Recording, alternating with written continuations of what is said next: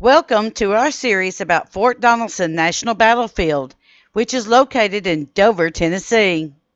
Today, we will begin battlefield stop number 6, the Union Camp.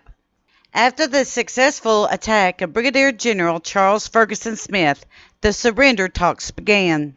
White flags hung over the Confederate fort as Union forces began to strengthen their positions. All aboard the Kentucky-Tennessee Living Time Machine. Please fasten your seatbelts and keep your arms and legs inside of the vehicle at all times.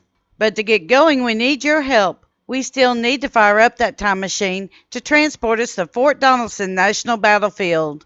Please help us by clicking on the like, subscribe, and bell notification buttons down below.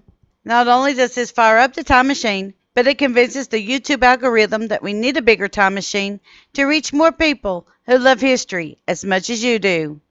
Now, back to our story. From the Fort Donelson Today, a guide to the park. Quote, Union Camp. This area became a Union camp following Smith's successful attack.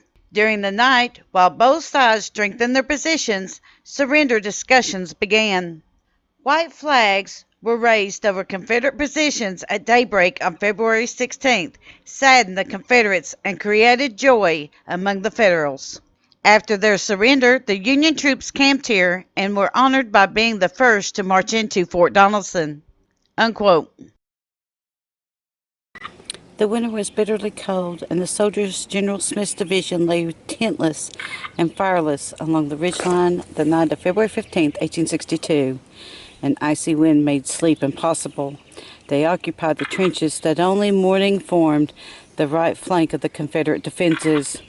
Now having driven the Confederates off the ridge, across the ravine behind you, and on to the next ridge, they anxiously awaited daylight to resume the battle. But there would be no more fighting.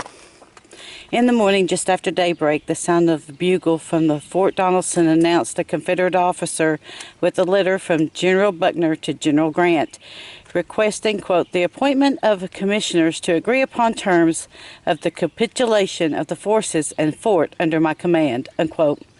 When the final surrender was announced, Laudman's brigade was given the honor of being the first Union troops to march into captured Laudman's brigade was given the honor of being the first Union troops to march into the captured fort, reward for their performance in the February 15th attack. 2nd Iowa Infantry, 7th Iowa Infantry, 7th Iowa Infantry, 14th Iowa Infantry, 25th Indiana Infantry, Burgess sharpshooters. The deadly enemy.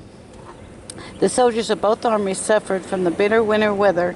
The Union soldiers, however, were less able to cope with the conditions because some had thrown away their winter gear on the 12-mile march from Fort Henry when the weather turned unseasonably warm. Once Donelson, however, they were plagued with rain, snow, and sleet, and bone-chilling cold. Both Union and Confederate soldiers suffered from frostbite and even death.